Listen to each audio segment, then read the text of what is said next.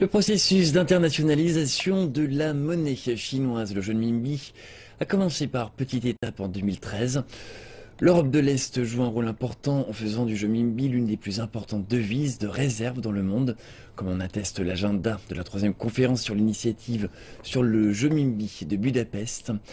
Cette conférence a été l'occasion pour les actionnaires de la Banque centrale de Hongrie de se rencontrer et d'échanger des points de vue sur l'influence croissante de la monnaie chinoise.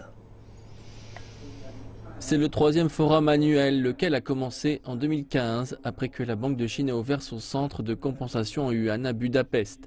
C'est le seul forum de ce genre en Europe de l'Est. Il n'est pas juste une source de fierté pour la Banque centrale de Hongrie.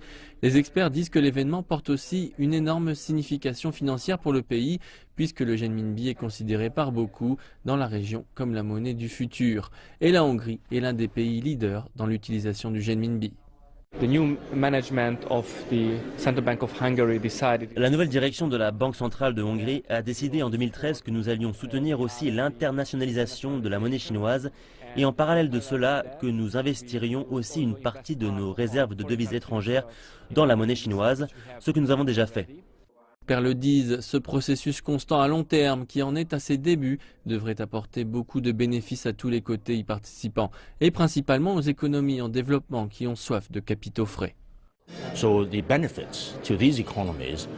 Les bénéfices pour ces économies seront de nouvelles opportunités commerciales, de nouvelles opportunités d'investissement, des opportunités de financement. Et la plupart de ces opportunités seront probablement libellées en monnaie chinoise quand le programme d'internationalisation sera à plein régime. Et c'est pourquoi il est important pour ces pays, 16+1, l'Europe de l'Est, de saisir cette opportunité. Et ce n'est pas seulement la Hongrie qui aide à l'internationalisation du renminbi et qui tire des bénéfices de cela. La Serbie a ouvert ses portes à la monnaie chinoise avant même que son internationalisation n'ait débuté. La Serbie a accepté l'internationalisation du yuan comme devise internationale avant que le Fonds monétaire international ne l'ait fait. Et cela signifie beaucoup pour nous car tant de personnes venant de Chine travaillent ici. Et tous peuvent sans devise intermédiaire, sans le dollar américain, échanger directement le dinar serbe avec le yuan et vice-versa. La Serbie possède 1,5 milliard de yuan d'accords de swap sans condition pour soutenir la stabilité financière du pays. Le résultat direct de cette collaboration est que la Serbie et la Chine travaillent aujourd'hui ensemble sur la création de nouvelles cartes de crédit pour les citoyens de ces deux pays afin de rendre plus faciles les paiements.